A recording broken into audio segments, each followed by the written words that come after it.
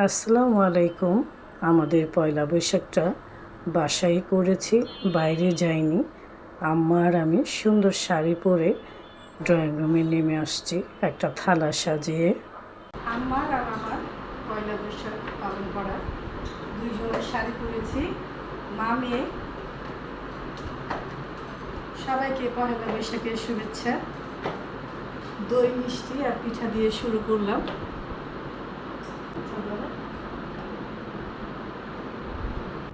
বসো আম্মা। এই যে মাটির থালাতে আম্মাকে দই মিষ্টি দিলাম খাওয়ার জন্য। আর এদিকে দেখো কি সুন্দর করে আমরা সাজাইছি, হালকা পাতলা, অবশ্য বেশি সাজাই নাই। আম্মা আগে দই পছন্দ করে, এর জন্য আম্মাকে দই খাওয়াবো। বিসমিল্লাহ। আর মিষ্টিও পছন্দ করে, তাই মিষ্টিও খাওয়াই দিব আম্মাকে। বিসমিল্লাহ।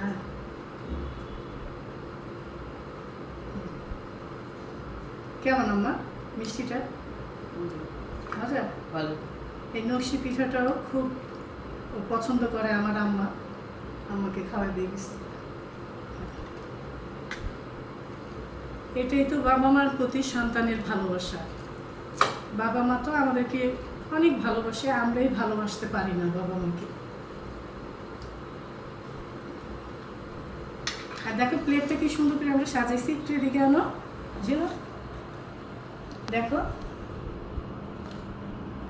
একটু ফুল দিয়েছি, দই মিষ্টি মাটির হাঁড়িতে। তুমি খাবো না? হ্যাঁ খাওয়া দাও। হ্যাঁ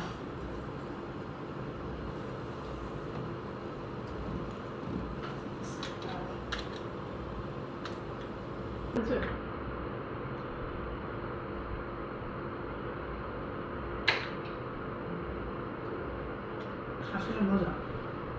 বনলতার এই মিষ্টিগুলো কিন্তু খুবই টেস্ট। আর পিঠা খাবা মা? তুমি খাবো না? হ্যাঁ একটু খাই। আর সফট না পিঠাটা? বিসমিল্লাহ। এই গরমের মধ্যে কোথায় আর যাব বলেন, তাই ঘরেই আমরা সেজেগুজে পয়লা বৈশাখটা পালন করছি।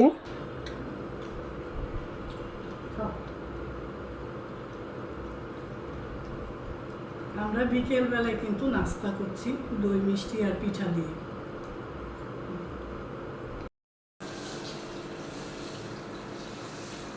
আম্মাকে খোপায় ফুল পরিয়েছি, গেন্দা ফুল। আমিও পরেছি। পয়লা বৈশাখে মেয়েরা একটু সাজুগুজু না করলে হয় বলেন? আব্বা বাসায় নেই, তাই আব্বার ছবির সাথে আমি আর আম্মার ভিডিওটা করলাম। কেমন হয়েছে জানাবেন। বাবা মার প্রতি কর্তব্য আর ভালোবাসা আমরা যেন কোনোভাবেই ভুলে না যাই। চলো ড্রয়িং রুমে বসি আম্মা, আসো এখানে বসো। আম্মাকে অনেক কষ্ট করে শাড়িটা পরিয়ে সাজুগুজু করিয়ে তারপরে এই ভিডিওটা বানালাম পয়লা বৈশাখের জন্য। কেমন হয়েছে অবশ্যই জানাবেন। এভাবেই নাস্তা করে ড্রয়িং রুমে বসে মা মেয়ে গল্প করলাম।